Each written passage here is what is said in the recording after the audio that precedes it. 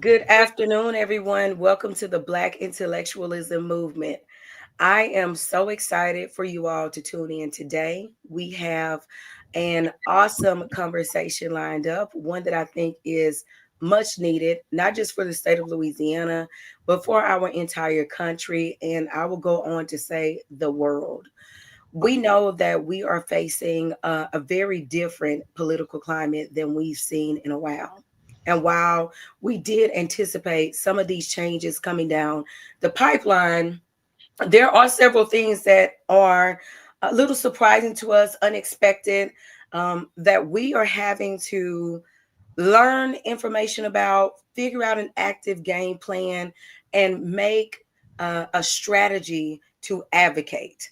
And so the Black intellectualism movement is here to talk about those conversations that really matter, to provide the information and tools needed to become informed, and to also connect people who are like minded in vision and have a passion for our country and the community.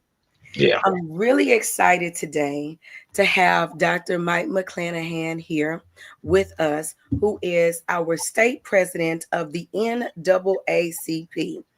And he has a very, very busy schedule. Conferences here, press events there, court events here, and of course, boots on the ground advocacy, plus his regular 9 to 5 or however many hours he has to work today schedule. But he took the time to join us today to have this very important conversation about protecting the Black vote to protect America's voice. Yeah. The conversation has been buzzing on the internet about protecting the vote and the Voting Rights Act of 1965. But a lot of the conversation that's necessary has kind of been lost in a shuffle of buzzwords. So today, Dr. McClanahan is going to help us get back down to the foundations of what the current case means, how does it impact Louisiana, and how is it impacting our entire country. And so we are not going to waste much time. We're going to thank him again for being here. And we're going to get right down to our questions. We were already laughing and talking before we got here, South Louisiana to South Louisiana, and really also talking about the importance of the NAACP and the work that they're doing. And so we'll circle back around to some of those things. And we want to kick off this conversation with the first question. There is a lot of upheaval about voting rights in Louisiana. But I shared with you earlier that one of my concerns is that we have leaned so much into all these buzzwords around voting, voting rights. People hear the word going to court. But let's start at the beginning a little bit, Dr. McClanahan. And can you explain to us what the word redistricting means? Okay. First of all, let me say thank you for having me on the show. The people that are into this type of stuff, podcasts and shows like this here, rate this show high. I got words and got command to make sure I'm on time. I'm ready to move forward on this. So I want you to know I've done my best to carry out those orders. And you've been excellent. So thank you. But in a nutshell, every year, every 10 years, excuse me, according to the Constitution, there's something called a census. That means bodies are counted. Bodies are counted throughout the entire country so we can determine how many people are in the country, one, how many people are in a given state, and even down to the municipalities, how many people there are. Now that's called uh, reapportionment. That means that how many people are in a given area, so that we can have the right amount of congressional seats. We used to have 7 seats, but we lost population, and so we lost a seat. And so the other thing that comes in after reapport is what you call redistricting. That means they start drawing lines so that every congressional seat has this about the same amount of persons in there. Louisiana has major cities like Shreveport, Monroe, Alexandria, Baton Rouge, New Orleans, Lake Charles. Those are major cities, and so most of the blacks are in those major cities. And so, would that be the case, how can we create another seat for a minority? It's called a majority minority seat. So that lines have to be redrawn because Louisiana's full of country, rural area, right? And so we have to make sure that not only do we get a portion of the major cities, but also the rural areas. And so after the census reapportionment, redistricting comes on because the lines are drawn. It's called how do we draw the lines to make up for all of the shift in population and make sure that all of the areas have about the same amount of people in them. It's called redistricting. So I want to just circle that around to the goal of the districts are for them to represent the people, correct? Is that what we were saying? Yeah. In Louisiana, black voters, black people make up a third. Black people make up a third of the population, and so the congressional seats are based upon. You have 6 seats now, and in my mind, we need to have at least a third of the total 6, which is 2, and so the courts and then the system goes about redistricting to ensure that we have a 2 majority minority congressional seats. Ms. King. Thank you for clarifying that because I think that's one of the things that two things that they don't often understand. Number one is the population dynamics of Louisiana. And I try to share that information quite often because 1/3 is a big part of the population. And that is, in fact, a lot of voting power. Yeah. And I don't think we always realize, I've had the conversation before about one of the reasons I feel that we have become so laxed in understanding the urgency of voting is because I frequently hear people say that they just don't feel like they have any power and they don't feel like their vote counts. But when you expressed a minute ago how we are 1/3 of the population, that is a huge impact. That means 1 in 3 people in this state are Black. And that's that we know of, right? That's Right. part of the documentation. And so that is really significant because that conversation comes up a lot. And even now, as we talk about redistricting, I've heard people say, well, why should we be worried about this? Why should we be concerned? It's because the potential for Louisiana to have more balanced representation is there if we actually understand how much power we possess in this state. So thank you for clarifying that part as well. So my next question is then, how did we get here? How did we get to Louisiana versus Callias, a lawsuit with the Supreme Court that has to decide the future of voting for Louisiana? Like, it takes a few steps to get there. So how did we get to this position? Right. It's been years in the making. I can tell you it didn't happen overnight. The census, the 2020 census, after that, it goes back to a reapportionment, then redistricting, right? All those things started coming to play. And after the 2020 census, I realized that this is our opportunity to gain more power, voice power, and so I contacted our lawyers, LDF, about filing a lawsuit. If in fact the state of Louisiana didn't understand that they have to draw a majority minority district, because we had 6 and only had 1, and that was occupied by my friend Congressman Troy Carter, right? But as you alluded to, because you're a North Louisiana girl, my math says a third of 6 is 2. Absolutely. And so the state of Louisiana took around what's called road shows to get people's feel about the census and what should happen after that. I kept telling them, a third of 6 is 2. You have to create, another majority minority seat, a Black seat.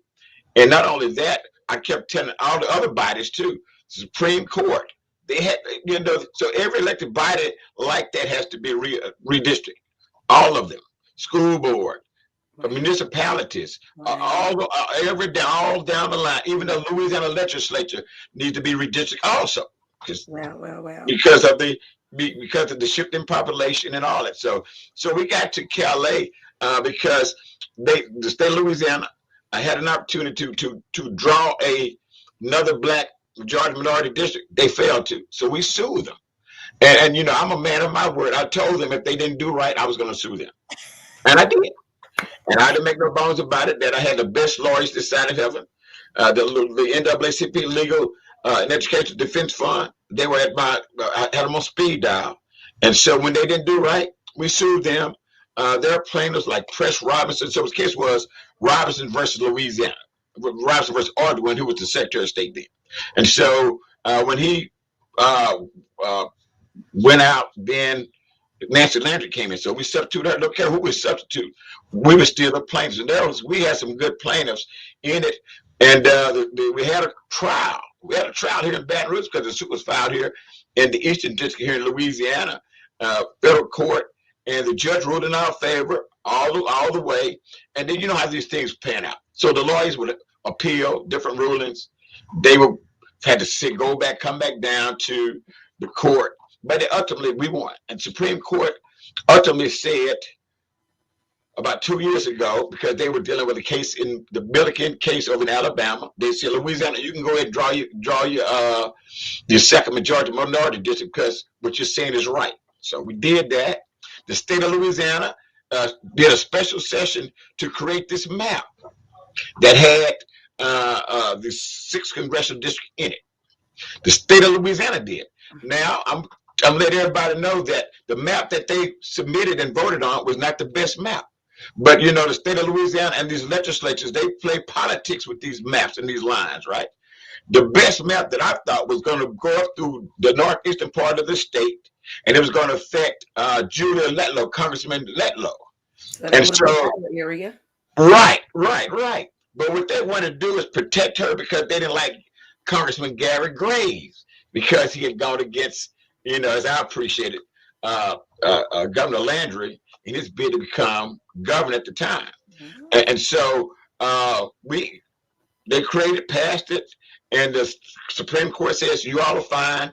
And so they created a map, and so that's how we got Congressman Cleo Fields.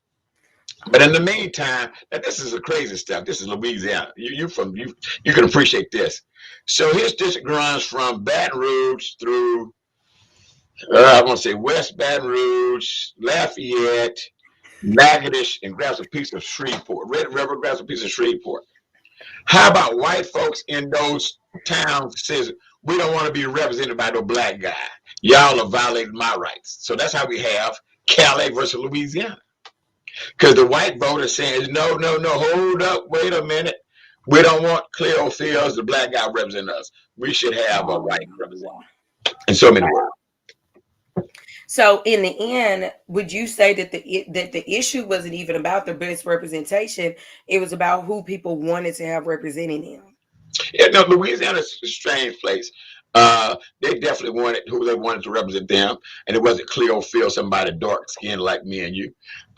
In those areas, man, those rural Louisiana is the next great frontier because that's where hatred, bigotry, discrimination lives and breeds, right? And so for the state to draw a map that went through those areas, Ugly was going to raise his ugly head and do what Ugly always does, show up and show out. So that's how we were before the Supreme Court. Because a 3-judge panel in Louisiana ruled that the map was unconstitutional in violation of the Equal Protection Clause, the 14th and 15th Amendment. Wow! And so that's how we got to go before the Supreme Court the second time. It's always interesting to me because and I have a little something I actually probably wanted to share at the end, but I talk about this part all the time. We love to brag about the culture of Louisiana.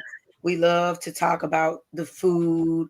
We love to blend the culture instead of mixing it like marrying the flavors of gumbo. We like to dissolve it and recreate our own. But then when it comes to times like this, where we should really be, in fact, marrying the culture of the state, then that's when we encounter problems and we really start to see how, so many people in prominent positions or that feel that they are in a different realm of living. That's when we really start to see how people feel. And so I kind of wanted to throw a curveball question in there. Go What ahead. do you think is the key to us actually reestablishing or creating a community culture that we talk about so much when we speak of food, when we speak of music, but we don't apply it when we talk about representation of communities and politics? That's why I love you. I love the show because I've been saying this for years, and I have data to prove that white Democrats don't vote for black Democrats. White Democrats don't vote to support black Democrats. I got data to prove that. That's part of it. I made a comment the other day on the steps of the Capitol that on last Saturday you had 102,000 white folks hiding and screaming and cheering about 22 black guys, or 11 black guys at any time on the field at Death Valley, cheering them on. But the minute one of those boys said, I want to run for the state representative, state senator in this state, that's where their love for them stops. Their love for them is only there when they're cheering them on the football field, basketball court, running track for them. But the Mhm. minute that they say, I want to run, oh, my dad is going to run, will you support? That support stops there because you're right. That we could go fishing and eat jambalaya and all that stuff together. But when it comes down to me representing you, that's a whole nother ball game. They rather not do that at all. White Democrats do not support black Democrats, not in Louisiana. Wow, wow, wow. Um, so and I'll circle back to another question that came later on, but that's such an important part you bring up about the culture of our state as well. So we'll circle back around to another question I have. So we're gonna get back to talking a little bit about the case specifically. So something I talked to you about earlier, right before we came on, is how much this case has gained traction. And I think that we in Louisiana still think that this case is just a state thing. But literally, all across, it's not just the country, it is the globe. People are talking about this case. They're talking about how it impacts the 1965 Voting Rights Act, how it sets the tone for what other people may want to do. People are making TikTok videos on it, Instagram videos on it. They're doing think pieces and creating dialogue around this. So this case is no longer just about Louisiana. It is really impacting the entire country. And my question to you is, why do you think this case in particular? Because we heard about what was in Project 2025. We heard about what some of the belief systems were when we had this president during the first run. Why do you think that this case in particular has caught the attention of the world? Uh, Clearly, because the Voting Rights Act been around for was that 60 years, and the Supreme Court now is considering whether or not the Voting Rights Act itself is still good law. The Voting Rights Act, when it was voted upon and approved, gave black folks, women, foreigners, minorities, everyone the opportunity to participate in this democracy. It gave us all an opportunity to participate. Voting is the cornerstone of a democracy. Voting, to being able to vote for a candidate of your choice, is the cornerstone, the linchpin of a democratic society. And so, when you talk about possibly eliminating Section 2 of the Voting Rights Act, that means you gutted the Voting Rights Act out entirely, pretty much. Because we had Section 5 was gutted out a couple years ago in the Shelby case. And Section 5 says, for all of you municipalities that have histories of discrimination, being low down and dirty, you have to get pre-clearance through the Department of Justice to move forward in any way dealing with voting. In any way, if you wanted to change precincts, if you wanted to change the days and the weeks with voting that came upon, you had to get pre-clearance. Now they rooted that out, took that out. Now you just got Section 2, which says we're entitled to have a candidate of our choice, of our liking. We're entitled to. And if that is defeated, then you would lose, someone said, about 20 congressional caucus members will lose their seats. In the state house, we have about 39 black caucus members. We would probably lose half of them. If you go down, remember I said, now this applies to school boards, municipalities, and so there's no longer a right to have a candidate of my choice to represent me. There's no longer there. A white guy told me one time, Mike, I can represent black people better than your own people can. I said, like, hell, you can't. You would never, because you can understand my plight in society. You might want to come out and cut the grass in the ditch, but I need more than that in my community, right? My community suffers because there's a lack of food deserts. There's all kind of housing problems. There's schools being closed and not properly funded. There's a whole lot of stuff that I need that the white man cannot see. He think, look, you got a school, even though the windows are broken out, even though the air don't work, you still got a school, might be happy. Hell no, I'm not happy with that.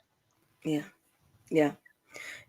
So many important things that you say. First of all, I want to start with what I hear you say is that basically by removing these systems of accountability, then that opens it up for us to lose representation and ensures our community is both protected and represented.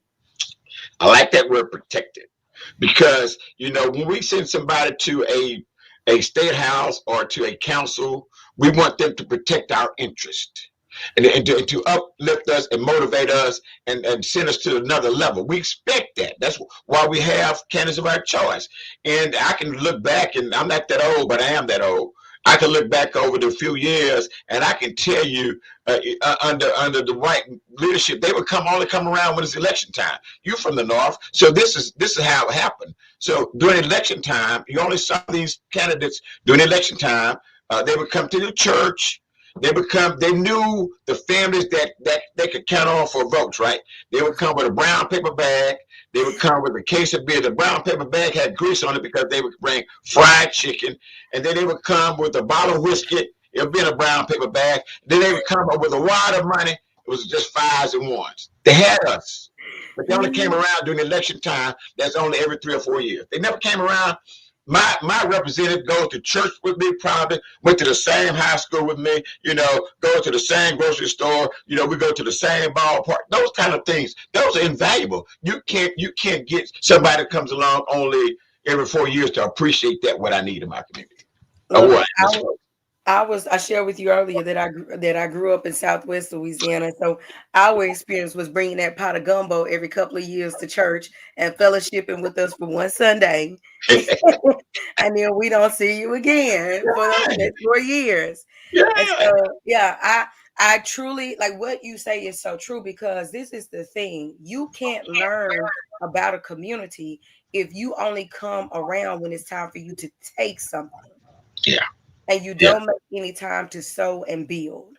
And so you're absolutely right. Or really even create spaces that welcome the people of that community to have an equal voice so that they can be heard and be part of creating the changes that need to be made. So what you say is so important, because I think a lot of times, we try to sum things up from a one-dimensional perspective, and there are not many things in life that are one-dimensional. They have many moving pieces, and I think you speak to that in that answer. And so my other question is, when I asked about why this is so important to the entire country, I kind of mentioned a little bit about what we've been seeing legally in upper level government across other states. What do you think could potentially happen, especially across the South, if based on what may or may not happen with this case? How do you think that impacts the South in general? Well, I talk to people all the time that says I fought this fight that we're going through now. And when I was young in the 50s and the 60s, and they said we're still fighting the same old fights. In the South, the dirty South, whenever the country did away with slavery, we came up with Jim Crow. We came up with a process that would keep black people down, keep them as second-class citizens. We filled our jails up with black boys and girls. We in the name of integration, we closed schools that had our love and and our heart at hand. So if in fact this section fails, all across the country will be rollbacks. If you see Walmart has rolling the prices back, we're rolling history back. Yeah. We will actually be rolling history back. So in Louisiana, man, we've always had to fight these fights. I tell other people in other states, where you from? Oh, you bring that to Louisiana. They want to happen in Louisiana because this state has a way of trapping you, of inflicting emotional, financial, economic pain on you. And so the things that happen as a result of that will happen as a result of this has already been happening to a greater or lesser degree. They're really about to be out in full force. And so the other states that haven't experienced it, just like Chicago's, but they got some parts of Chicago, they got some parts of Illinois that's low down. We might only know about Chicago, but there's other places that I couldn't go in. I don't care if my name was, last name was Jordan, right? First name Mike. There are places because, Louisiana in 2020, the country in 2025 is a terrible thing. It started with, the overthrow of the government. If they'll try to overthrow the government, there's nothing for them to overthrow a state, for them to make the state looks like them. They're already doing it now in the legislature now. So there's a whole lot of things that's going on, that's going to happen, that's happening, that's not to our liking, that's not to our benefit, but we have to fight through it. The interesting thing is also listening to you talk about how the matter of representation, 1/3, is not just a matter of the state government, but rather you talked about our school boards. Every system of government across the state is supposed to represent that diverse number. And so you do some real shaking up when you say this isn't just about our state government. This is about representation from the north to the south of Louisiana within every system that governs and regulates our state. There should be balance across the system. And that's a strong charge to take on, but it's one that's very necessary. And I think that that's also the thing, that the message you're also sharing through this move is one that says every state needs to ensure that across the school system, across your city council representation, across your state representation, that your districting requirements should match the representation of every other elected office in your state. And that is also a very strong resonating message that a lot of people need to know and to understand. I personally had not thought about that. Like, oh my goodness, that's very true. Because depending on what community you're in, the dynamics look different, right? What the money structure is, whether you're rural or city. And so there's usually not any regulation of that. Right. And so this is a charge for us to say there's regulation that belongs on every level. And I definitely wanted to speak to that because you brought that up earlier as well. And I think that's an important thing for people to hear. This isn't just about voting. This is about every level of elected representatives for communities. And I'm going to throw this in too. I think about the rural areas we talked about earlier. Even right now, they've been fighting redistricting. They like we don't want to have any more blacks on our council, on our school board. These rural areas now, we don't want anymore, even though fairness says so. My son, not my son, but the sons and daughters of blacks who played and matriculated at these high schools, won championships. That's once they stop playing, is of no mention now. Because the rule of law is, I'm the councilman. We got all white council. We don't need blacks. Y'all play ball and stay on the other side of the tracks. Don't come on this side. And for them, that's fine. But we want more for our families. We deserve more. This is America, the land of plenty. We need to have more than just a ditch which cut grass. We need to have economic development, because I understand this. In our communities, we used to be the butcher, the baker, the candlestick maker. And if I told my son, what do you want to be? He could look out the door and say, Mr. John Black owns the store, owns this, seeing our people as administrators in the school system. He can't say that anymore. He look open the door, son, what you want to be? I see Asian, I see Arab owning the stores. I don't see any economic development in my community now. I don't see that, but I want that. The only way to get that is through my elected representatives. Absolutely. Absolutely. I wanted to take a moment to see if you wanted to speak to this comment by this gentleman. He says, my issue is that we had the ability to modify the Voting Rights Act when Democrats were in power underneath Biden and Obama, and they balked. People warned them. How would you respond to people? Because I've heard that more than one time. How do you respond to people who I have... say this too. Now, that's why they don't invite me to the parties. I'm fine with that. Under Biden and not under Obama, Biden, but under John Bell Edwards, there could have been a whole lot of changes. We were only satisfied taking pictures with them, being able to come to the house, to the Christmas party. We weren't concerned about no future moves. We were not, and we still ain't. We're still concerned about, John Bell Edwards left out with all kind of pictures of black folks. We on John Bell has all kind of pictures on our walls in our houses, but there's no real substance that came out of that. None. Obama, Biden, the same way. I'm telling you, there was none. They would just want to say, we're going to get along. But the other side was always planning for years. 2025 didn't just happen. It was in the making 20, 30, 40 years ago. But now it's come to fruition. And now we're like, oh, you ain't playing fair. It was never designed for fair play anyway. The law is what the law is. If you're in power and you can control the law, you should, to your benefit. Not only for your benefit today, but for generational benefit. Come on now. You say something really strong and you talk about people just wanted to get along underneath other administrations, but then you say you should be putting the laws in place that protect your people for generations to come. Yeah. That's a really, really powerful statement right there. Really powerful statement. So, okay. Because I get excited. But I said that to say why they never invite me to the Christmas parties. The truth is where the truth is, and the lie is where the lie is. So the truth has to be spoken. So, all right. So let's see. And okay, so I get excited. So I'm trying to make sure I stay on point with questions. Me and you both. Because if I get too worked up, then I'll go to the left and we'll be on here 3 hours. Okay. So I'm doing my best to remain focused. I'm ready. I think it's important for people to understand that advocacy and political work are more than social media posts and photo ops. How has the NAACP been actively advocating during this entire redistricting and lawsuit process? And you told us a little bit, but I feel like a lot of times in this era, we get so hooked on thinking we need to see people on the internet.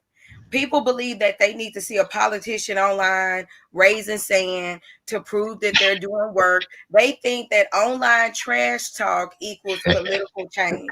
And it is something that absolutely frustrates me because I think it's one of the biggest misconceptions. Running your mouth does not equate policy change. Right. With the NAACP, I know you all get involved so much with the intellectual capacity of stuff, the lawmaking, the advocacy. So what are some things that the NAACP is doing that is not internet famous? Well, most of the branches of the NAACP are rural. They might not even have internet connections, right? So we know that ain't working. But at our core, we are grassroots, boots on the ground type people. I have a call every Monday night. Been having it for about 5 years now, talking about action, what we should be doing. We should at all times be talking about voting. There's not a day that we should not be talking about voting. We can go to Walmart and buy some stuff in line, which is going to have a line at Walmart. You should talk about voting. At your church, talk about voting. We're talking about education opportunities. We don't want what's going on now. Most of these school districts in Louisiana have what you call a desegregation order. So the power that they are trying to eliminate the desegregation order so they can do what they want to do. So the DSEC order says you got to continue to build good schools, give good books, make sure that you hire qualified blacks, all that kind of stuff, right? But if they get rid of these desegregation orders, they got to do none of that. So we fight them on that too. Louisiana's full of environmental justice. You hear this data center coming up in northeast Louisiana that's going to drain the resources from there. We own that. Council Alley, We, there's no plethora, but we boots on the ground. We tell people you have to call your state representative. You have to call the people that's in power. Power, power is not going to say anything if you don't tell them. I was sharing with the gentleman the other day. If somebody slams your hand in the door, if you don't say out and let them know that, they'll think that it was okay for them to slam your hand in the door. Yeah. So let the power that be know, ouch. You just did it. I don't like that. And so we do that with our voice. We do with calls, emails. We go to the town hall, the town council meetings. We go to the school board meetings. We make our voices heard. And every time you go to a meeting, they have to create a record of your objection. So go there. If you're the only black there, go there, because you have to let them know that they don't like, that you do not approve of them keeping their foot on your neck. I like it. I like it. I was thinking about some years ago, we probably maybe almost 10 years ago at this point. Um, I had the chance to attend the Environmental Justice Conference hosted by the NAACP at Southern University. One of the best experiences I have had, and I've gone to a lot of conferences.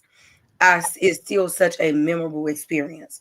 The entire culmination of the community building for that event, but just the amount that I learned about environmental justice, Yeah. from advocacy to learning what else was going on across the state, just the level of awareness that was built in education. And I think so often when we start talking about what advocacy looks like, we also think that it has to come with a lot of rah, rah, rah, rah.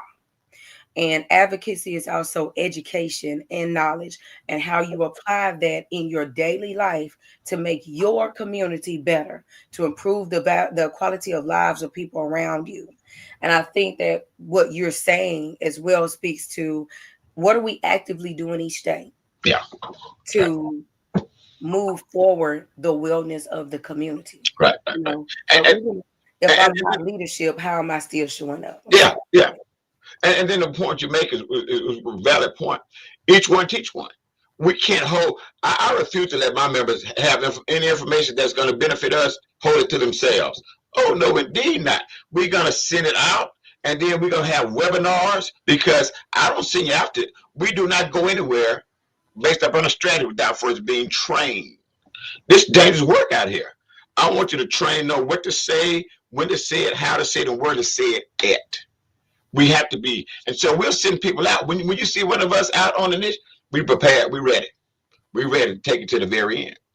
Awesome, awesome, awesome. I love it. I love it. Um, so many Republicans, I heard you earlier talking a lot about the democratic process. We know that they have control of so many of the houses here in Louisiana, even with our national offices. And we hear the claim all the time that we are in a post-racial society. Are we really in a post-racial society, or is it still necessary to have those systems of accountability, like the regulations of voting and representation, i.e., redistricting and the Louisiana versus Callias case? I don't know where these people have been. I was bad. I live in Louisiana. I'm a native Louisiana. I know there still have always been places that I could never go into. And when darkness comes, I need to be through them places, not being stopped right. It's true. That's since I was a little boy. Those places haven't changed. And then for someone to say post-racial, they must have seen Ronald Green, Aaron Bowman. They must have understand these in custody deaths. They must have known that our kids get kicked out of school at an alarming rate for little to nothing. They must have known that we lack health care. They must have known that because of COVID, I was on the COVID task force, that we found that even in treatment, black persons received inadequate treatment for COVID as opposed to white folks. That's documented. That's documented. That's documented. They must have known. They must have known when we go before the judge that we would get a harsher sentence opposed to the white defendant. They must understand that. That's documented. And so for someone to say this post, it might be post because somebody took a picture with Biden and Obama and Bill Clinton, all that. But in reality, in Louisiana, I know for sure, we are far from it because people are trying to take us back to back of the bus, go around the corner to get into the restaurant, the water fountain separate. That's right around the corner. Absolutely. And I'll be honest enough to say that often what frustrates me is our state's unwillingness just to address it. Our state has a unique way of just trying to completely disregard conversations on race or to just smooth over it and not deal with it. Even, I've been doing a lot more research over the years about just the history of the civil rights movement in Louisiana. That you have to dig those archives up, Yeah, the things that happened right here in our state. I do a lot of storytelling around the history of our people and just the work it takes. We don't even in talking to our elders, they have become so programmed to not talk about it. And I think that that alone speaks to why there is, in fact, a problem. yeah, When it's not a problem, we don't have an issue acknowledging history because we're working to get past it or improve it. But when we're not working to improve that thing, we have to be transparent about the fact that we don't like to address it in Louisiana. We don't like to talk about what racial things existed. We yeah, don't even like to talk about the powerful and successful movements that really changed this country. We don't yeah, like to even talk about that because we don't want people to get any ideas. And that is so it's mind blowing. It upsets me yeah, because it is the silencing of our story. And it is why we end up back in this position because we haven't passed that power on to young people to teach them how to advocate as well. So, yeah, what you say is so powerful. you bring up 2 points, and there was a young lady. She wound up being an NAACP president in Tangipahoa, but she told me when she graduated, she was the first black homecoming queen in this town. What they did next is they eliminated homecoming. She was elected homecoming queen. They did not do homecoming at all that year when she was homecoming queen Well, because in other communities, they just add a secondary position and then they decide on the queen. So we very that I'm okay. yeah, Like the things like that. Even communities that I know were having segregated events among schools yeah, until the 2000s, yeah, and things like this that should not have gone on. yeah. It's just it blows my mind. You know, The, the other point you bring up, which is dear to me too, is young people, getting young people involved in this struggle. A gentleman told me one time, if you don't know too much, you can't do too much. And so I see a lot of them not doing too much because they don't know. We have to, as you alluded to, we have to tell our story to our kids and grandkids, to the little boys on the corner. We have to tell our story because who's going to tell our story? Who's going to enlighten somebody to take our place? I say this every day. I'm looking for my replacement every day. I'm preparing somebody when I'm done on the scene at whatever capacity, somebody steps right in. But we have to start training, should have been training years ago, but we can't pass up an opportunity to tell our history, to tell our story, to tell how great we are, to tell people that we built America. If America rests on our backs, we built Louisiana. Louisiana is made famous because of stuff that we brought to Louisiana. We can talk about, the Creole history. You can talk about the athletes that were here. You can talk about those that have been in key positions in governmental positions that made it work for us all. We could talk about that all day long.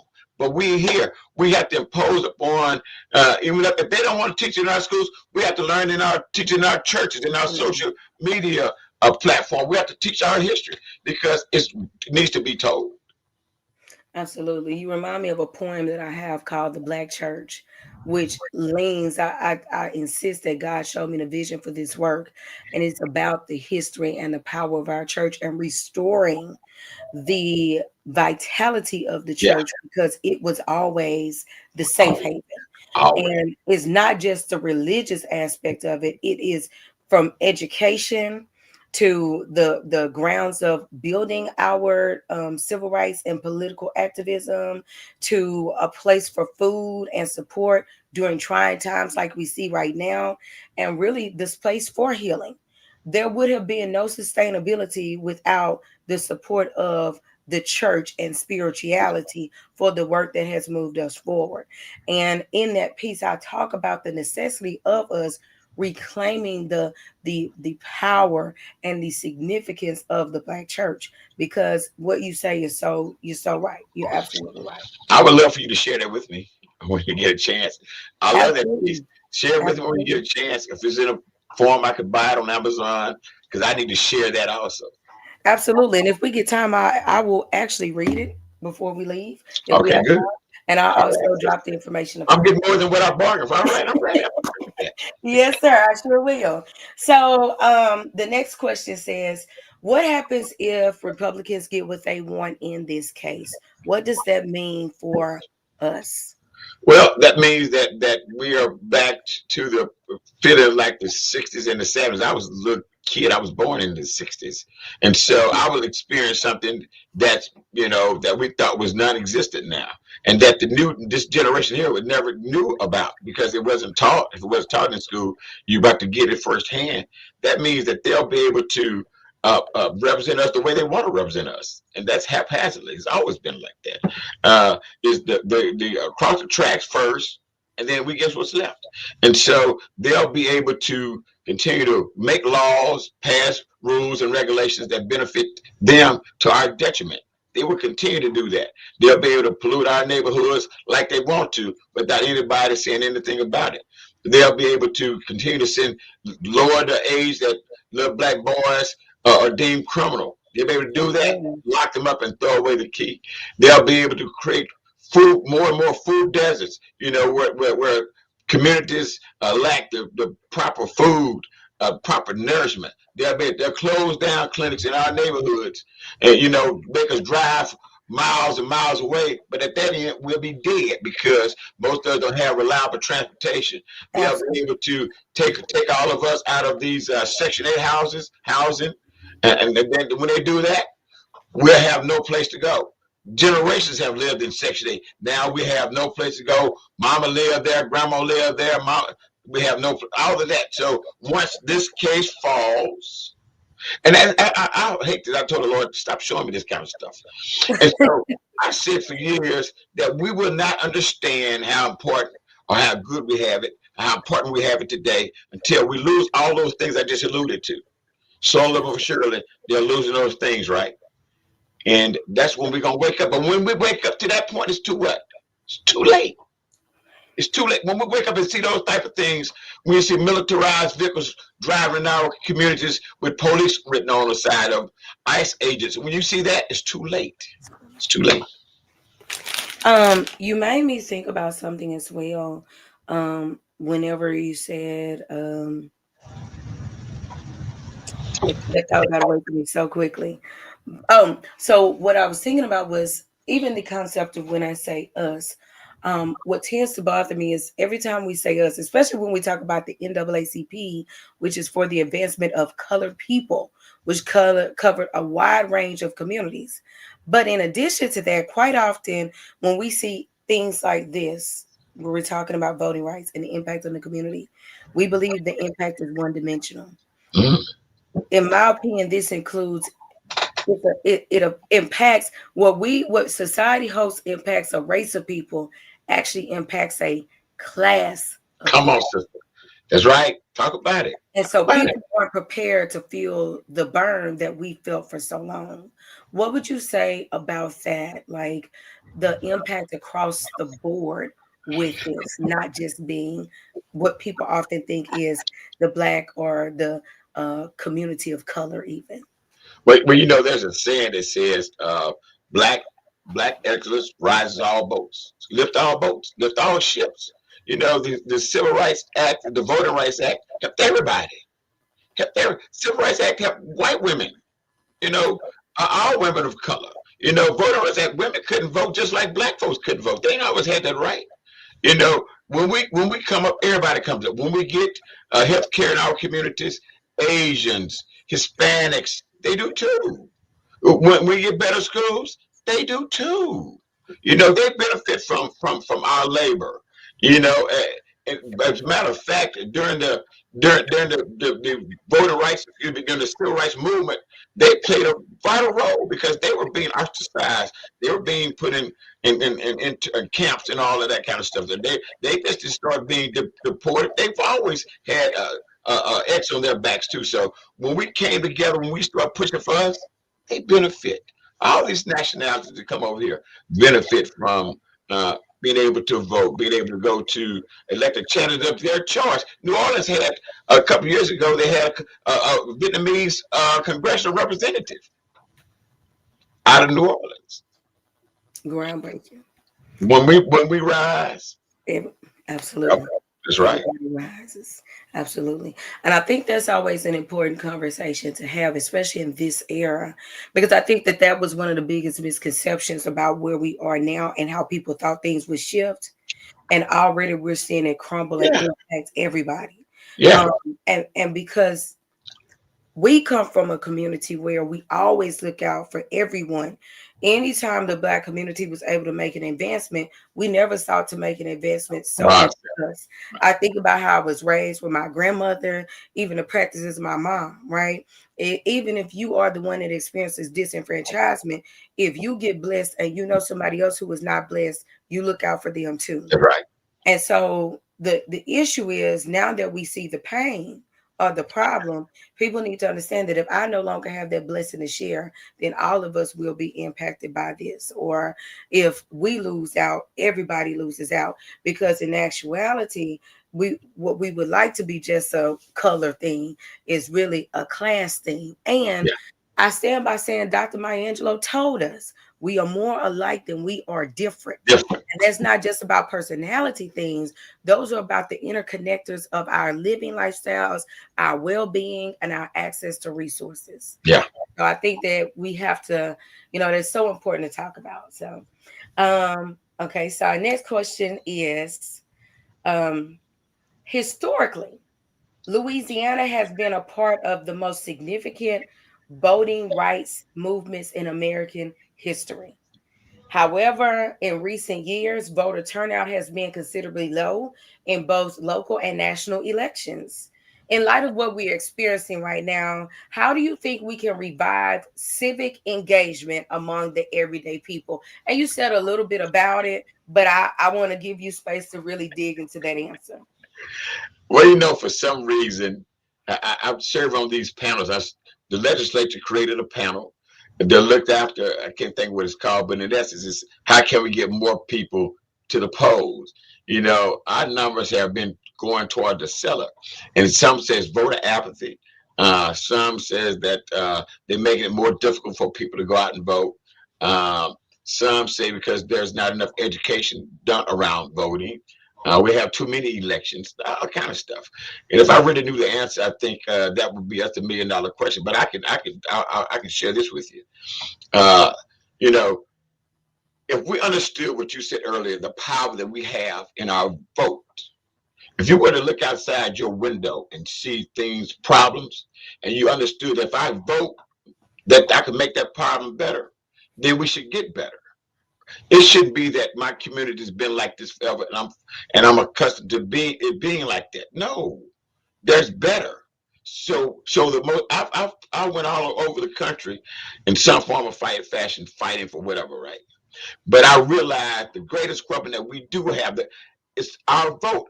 I wear a voting shirt every day, all day, pretty much, because it's just that important to get grandma. Grandma voted. Now mama votes. When mama go vote, she don't take little sister, little brother to the polls with her. She need to take them at a young age, so when they get old, they can be voting too. But that don't happen. There's elections in school for Mr. Sophomore, Miss Sophomore. There's opportunity to get our kids engaged in voting. Absolutely. Absolutely. There's so much. In our church we have Miss Moses and Miss Sarah, whatever. There's opportunity for us to vote. We need to do that oftentimes. But if I knew how to increase the numbers, besides just being the presidential election or the gubernatorial election, that showed us right there. We could do it because we did with John Bell. We did it. We did it. We have to go back to it. I tell you what, the system, the power that you talked about is making voting tougher.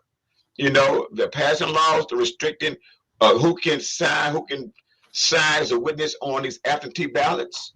They're closed down polling sites because they no longer have to go to uh, the uh, the Justice Department to get pre-clearance on moving these. They purge the rolls. Most people say, "Well, I'm not going to vote. They're going to do what they want to do anyway." No, if you let them do, if you don't vote, that's a vote for them. You're not participating helps them out. Yeah. If you fail to participate, would also bring harm to your family, your grandmother's legacy, your great grandmother's legacy, and for your future generations. You're no vote. So we need to get everybody on the poll voting. I mean, I said we don't have the luxury of telling them to go vote anymore. We need to pull up on them, knock on their door. I Yeah. come to, they say, who is it? This is the future of Black America. I come to take you to the polls to vote. That's what we should be doing. I'm not going to say on the radio, this is Mike McClanahan, the NAACP State President, saying, please go out and vote today because your vote means something. If I say that, you're going to hear it now. Who is that? Mike McClanahan coming to bring you to the poll to vote. That needs to happen right there. I say this, if you don't mind me sharing, I heard a couple of different things you talked about, from door to door knocking to taking your children with you. Several things I was listening to you say. And then you were like, I don't know what the magic key is, but I think that what you were chomping at is the key. I always go back to my journey as an educator, more than a All right. decade in the classroom, that there's not one set prescriptive that works for everybody, Right, right. and that we cannot empower people from a one-dimensional approach. And so some of it is rooted in community healing that restores identity, which uplifts the spirit, which motivates and inspires. Some of it is bringing along the legacy, right?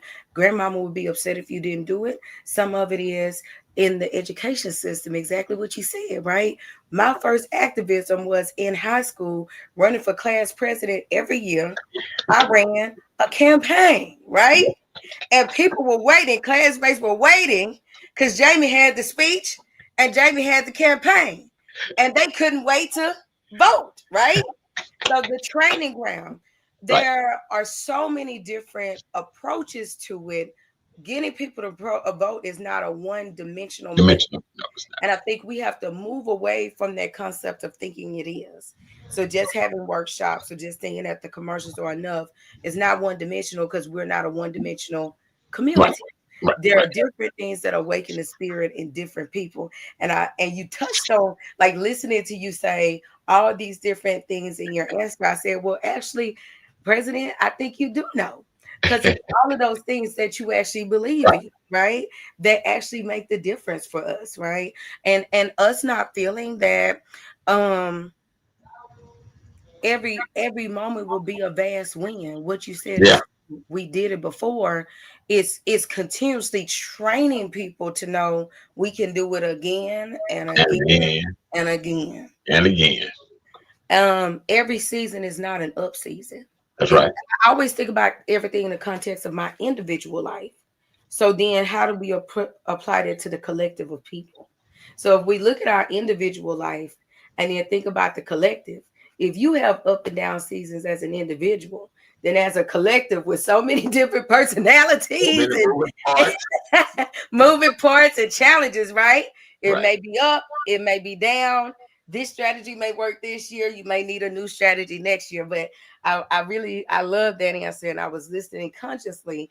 And what my spirit said was, actually, he has all the answers right there, and it's all of those things Right. that work at some point. So here is the final question, and then I'll, of course, you free to talk as much as you like. So where do we stand with this case now? And what should we as Americans be doing? What are our instructions going forward?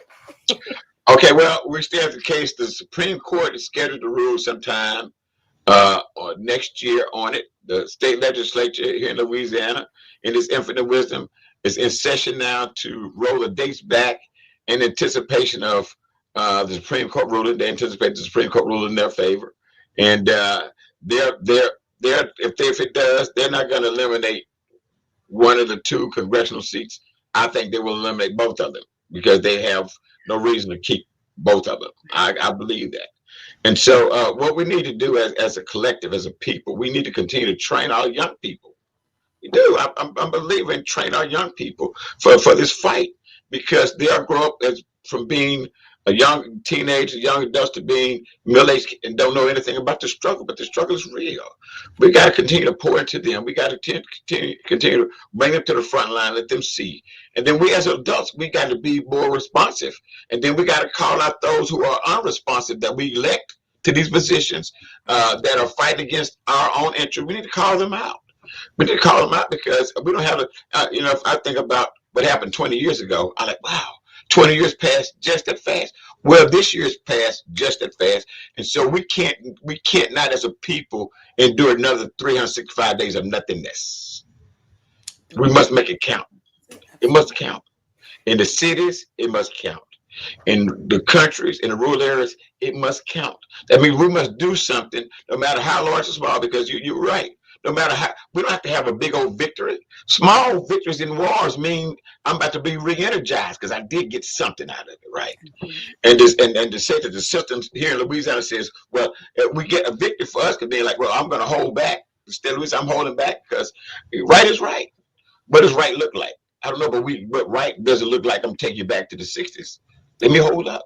Whatever that is, if we could collectively vote as a block, even when we don't have the majority, we can make a difference. Even when we don't have a majority of the votes in any area, if we vote in block, we can make a difference. We could, and we will. But I think it takes all of us. All of the. I said this the other day. All the fraternities, sororities, social club, pleasure club, whatever. What they need to be doing now is engaging in some type of voting participation, voting action. Because if we miss out this opportunity, it might be another 60 years when we get back to this place here, right? And so we need that. They need to go down the street with their colors on or whatever, talk about voting, knocking on doors about voting. They need to do that. And election day, they need to do the same thing, pulling people out. Let's get them to the polls. If they do that, and we increase our numbers 10, 15, 20%, we made a difference. Because midterms are next year. If we make a difference this year, next year we're going to be even greater.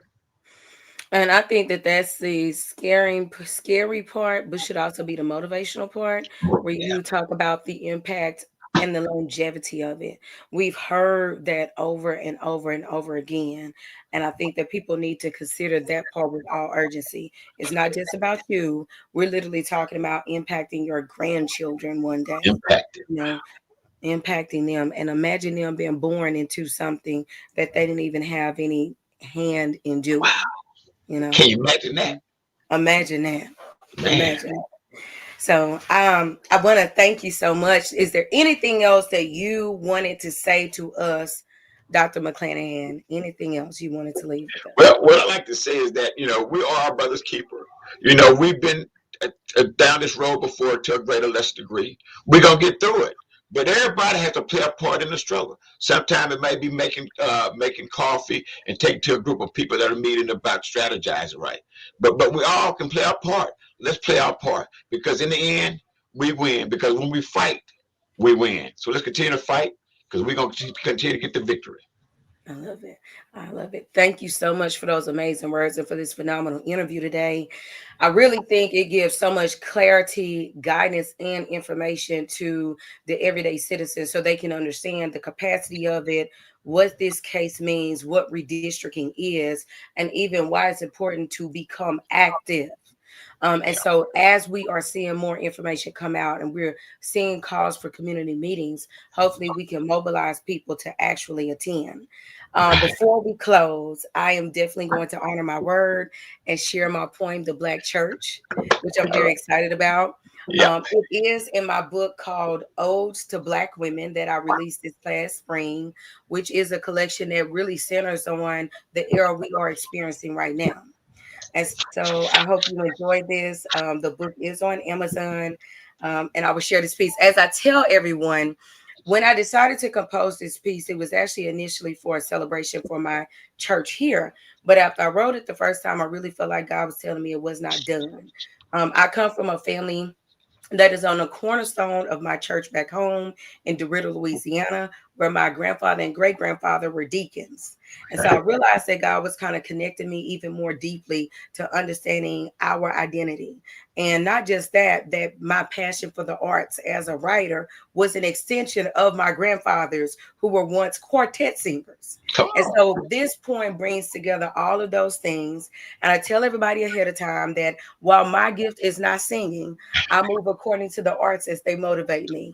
So before we close, I hope that this piece will also resonate with the listeners and send out a resounding message as well that there is power in reestablishing the unity of the Black church.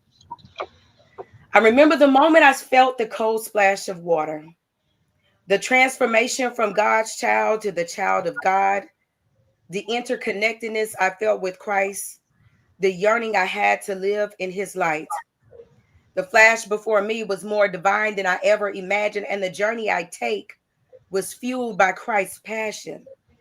I saw my elders working from dusk till dawn, weighing the cotton, counting the corn, churning the milk to butter, baling the hay, backs bent down toward the ground, straw hats bent toward the sky, Psalms 23 on their lips and Isaiah 26 and 3 on their hearts. I heard their voices are wailing and singing toward God, holding on to the dream of what was to come.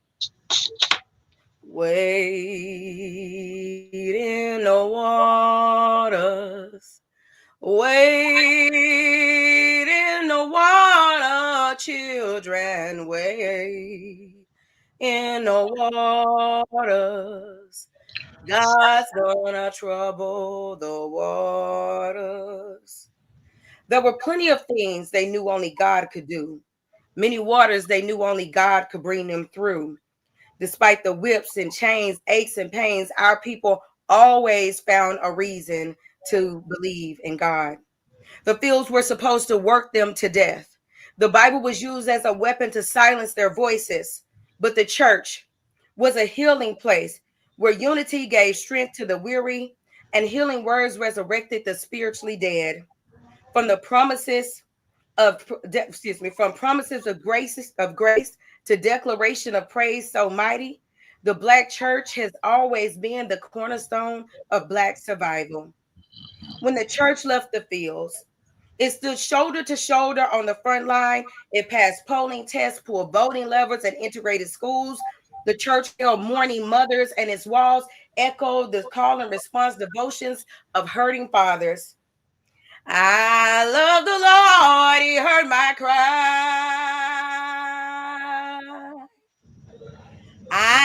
and pitied every groan.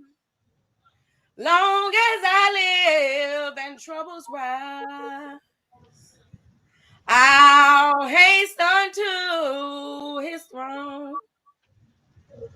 The Black church trained our children as the next leaders and gave them platforms to speak before there was even a thing called the internet, because the Black church has always had a hopeful voice. The church gave faith to those who saw no future. Prayer positioned so many to stand boldly when they felt weak. So many times, the Black church stood while everything seemed to be failing.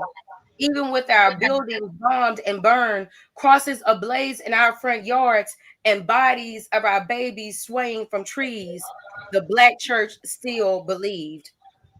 From the serenades of Mahalia Jackson to the homages of Pastor Shirley Caesar, the pulpit proclamations of Dr. King to the mind shifting messages of Pastor Mike Jr., from the stumps of Kirk Franklin to the David dances of Fred Hammond, from tent revivals to homecoming picnics, from tiny wooden shacks that echo the stump clap country church's rhythm, to mega sanctuaries with majestic orchestras, string chording melodies from heaven.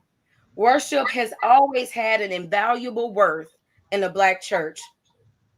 As I come up from the water, I feel freshly renewed, spiritually rejuvenated, culturally freed, closer to Christ than ever, seeing Jesus both inside and outside of me. And the Black church knows that we are only bound by the blood, truly freed in the spirit, inheritors of God's favor, and saved by God's grace. All right. I remember that though many days were overshadowed by darkness, God has always been a marvelous light. And that has changed. So, and as time has changed, so has the energy, the movement, the work, and the necessity of the Black church. And that is reason enough to rejoice. Take me to the water. Take me to the water. Take me to the water to be baptized. None but the righteous. None but the righteous. None but the righteous shall see God. Thank you so much for being with us, Dr. McClanahan. I'm telling you, that's powerful. I'm telling you. That's Thank you powerful. so I much. enjoyed that. I need Thank that. So I'm gonna go to Amazon. I wrote the name of the book down. I wrote the verse recorded too. you. I was more than honored to be hear that and to feel that. Awesome. Thank you so much. I truly appreciate it. And I thank you for coming on today. And I truly believe this information is going to reach the masses so that we understand the urgency of these times and work to move forward for the sake of our entire country That's right. and send a resounding message to the world. Thank you That's so right. much. We appreciate you. Thank you for having us. You be safe. Let's continue this work. Let's continue to work together, man. Because you have a niche, and whatever I can do to expand and get more persons involved in this struggle and this life and just enjoying life. Yes, Period. sir. Just let me know. I appreciate you. Thank you so much. I appreciate you too. All right. You stay safe. Thank you. Bye bye.